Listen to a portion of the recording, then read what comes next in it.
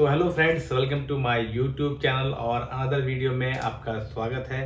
तो चलिए आज बात करने वाले हैं हम DSSB pharmacy exam 042024 advertise number 424 इसके बारे में हम बात करने वाले हैं।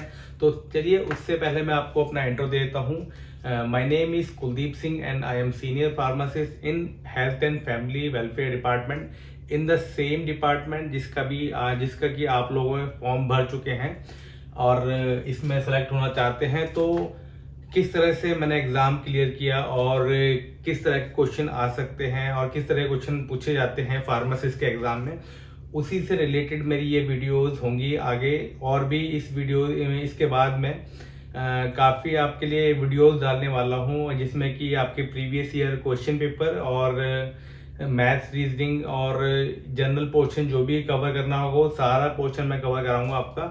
तो अगर अभी तक आपने इस चैनल को सब्सक्राइब नहीं किया है तो प्लीज़ चैनल को सब्सक्राइब करके वीडियो को लाइक जरूर कर देना, सब्सक्राइब जरूर कर देना, क्योंकि अब नेक्स्ट वीडियो जो आएगी वो आएगी प्रीवियस ईयर का जो पेपर होगा उसको मैं आपका उसका जनरल पोर्शन की तैयारी मैं आपको कराऊंगा।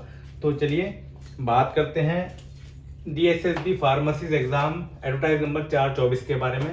तो देखिए पोस्ट फार्मासिस्ट की है, पोस्ट कोड नंबर है 124। ये आप सब लोग भर चुके हैं फॉर्म, तो मुझे दोबारा बताने की जरूरत है नहीं। और ये डिपार्टमेंट जो है ये health and family welfare. Health and family welfare में जितने भी दिल्ली गवर्नमेंट के हॉस्पिटल्स हैं और डिस्पेंसरीज हैं वो इसके अंडर में आते हैं। दिल्ली में और भी डिपार्टमेंट है जहाँ पर फार्मासिस्ट जो रिक्रूट होते हैं, जैसे कि MCD हो गया, CGHS हो गया।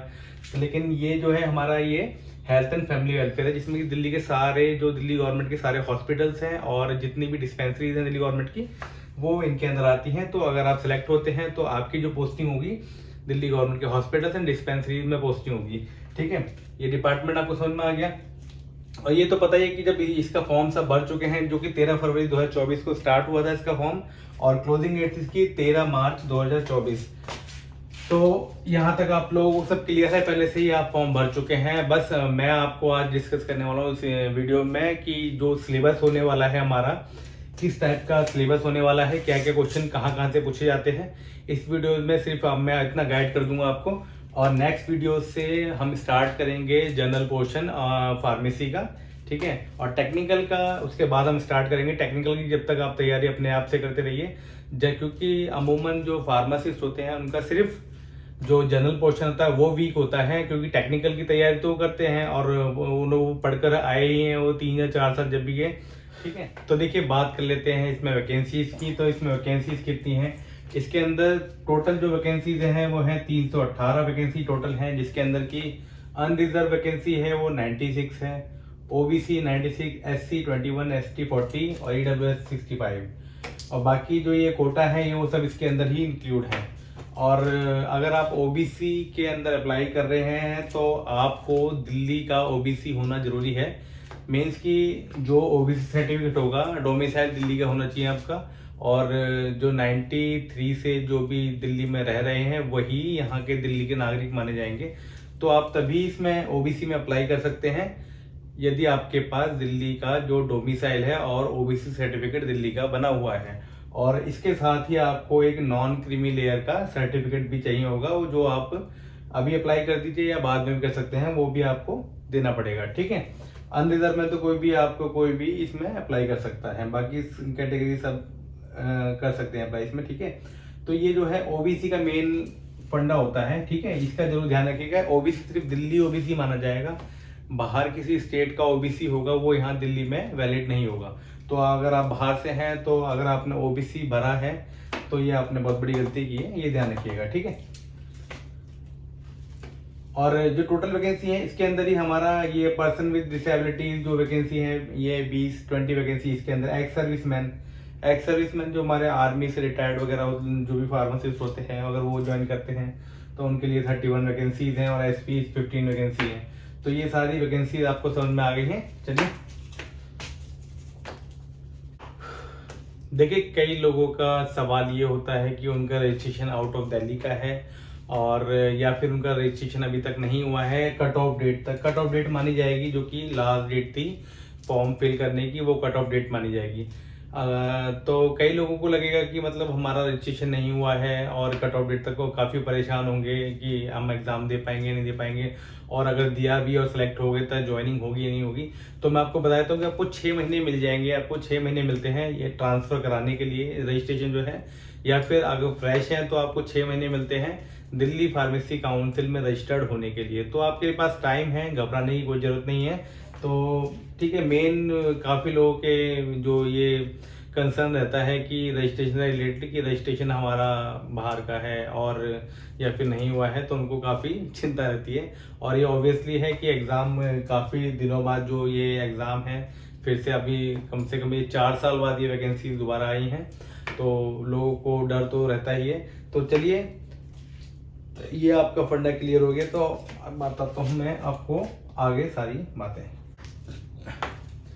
तो देखिए, बात कर लेते हैं हम इसके एग्ज़ाम की। तो ये एग्ज़ाम जो होने वाला है, ये होने वाला 1 ईयर में, 1 ईयर में एग्ज़ाम होगा, ठीक है। तो एक ही पेपर होगा इसका, कोई सेकंड पेपर इसका कोई भी नहीं है।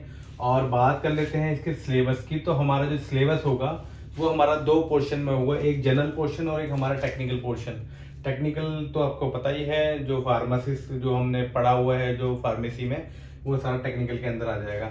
जनरल पोर्शन के अंदर जो होगा ये 100 मार्क्स का होगा, और इसके अंदर 5 पोर्शन होंगे 20-20 नंबर के। ये पांचों पोर्शन जो होंगे 20-20 नंबर के होंगे, ये 2 3 4 5 पांचों। तो जो पहला portion general awareness, second GS and reasoning, maths, Hindi, English and comprehension, तो ये 5 पोर्शन इसमें होने वाले हैं। और एक आपको काम की जानकारी बता देता हूं मैं, जब भी आप एग्जाम देने जाएंगे तो सबसे पहले ये ध्यान रखिएगा कि जो भी पोर्शन खुलेगा ना, ये खुले, मान लीजिए ये खुलता है 20 नंबर का, ठीक है, तो आप इसको कंप्लीट कर लेंगे तभी आप नेक्स्ट पोर्शन पर जा सकते हैं। अगर आपने इसको नहीं किया, अटेम्प्ट नहीं किया, कुछ 2-4 क्वेश्चन करके छोड़ देते हैं और नेक्स्ट पोर्शन पर पहुंच जाते हैं, तो आप दोबारा वापस इस पोर्शन पर नहीं आ सकते, ठीक है। तो ये डीएसएसबी ने लास्ट टाइम से, जहाँ लास्ट जो एग्जाम हुआ था डीएसएसबी का, हेल्थ एंड फैमिली वेलफेयर का, वहां से इन्होंने ये कर दिया था। तो आप जब एक पोर्शन कंप्लीट कर लेंगे उसके बाद ही आप दूसरे पोर्शन पर जा सकते हैं। तो ठीक है, ये 20-20 नंबर के 5 पोर्शन हो गए।